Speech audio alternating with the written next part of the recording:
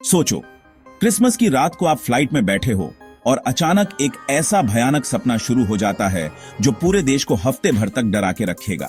ये कहानी है इंडियन एयरलाइंस फ्लाइट 814 की, इंडियन हिस्ट्री की सबसे खराब प्लेन हाईजैकिंग।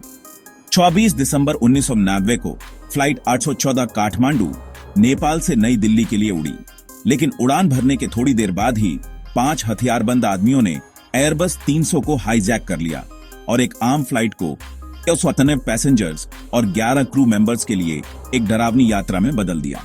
हाईजैकर्स, जिनके कोडनेम चीफ, डॉक्टर, बर्गर, भोला और शंकर थे, उन्होंने पहले प्लेन को लाहौर, पाकिस्तान की तरफ मोड़ा, लेकिन उन्हें लैंडिंग की परमिशन नहीं मिली और उन्हें फ्यूल भरने के लिए अमृतसर, इंडिया में उतरना पड़ा। यहीं पर पंजाब के डीजीपी सरबजीत सिंह ने एक बड़ा फैसला लिया और फ्यूल देने से मना कर दिया, जिससे हाईजैकर्स को देरी हुई। लेकिन इस कोशिश के बावजूद 47 मिनट के तनाव के बाद प्लेन फिर से उड़ गया।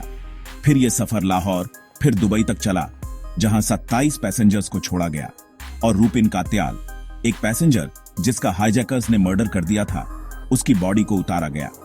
आखिरी मंजिल थी कंधार, अफगानिस्तान, जो उस समय तालिबान के कंट्रोल में था।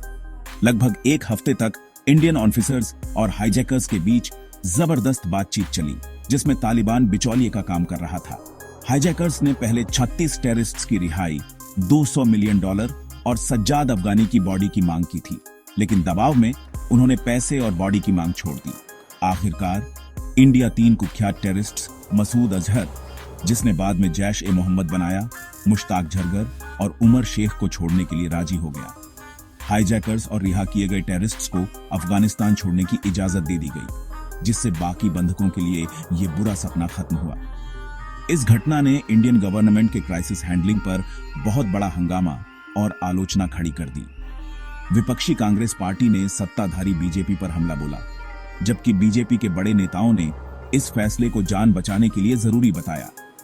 इस हाईजैकिंग ने इंडिया के क्राइसिस मैनेजमेंट में बड़ी कमजोरियों को उजागर किया और एविएशन सिक्योरिटी प्रोटोकॉल में बड़े बदलाव किए।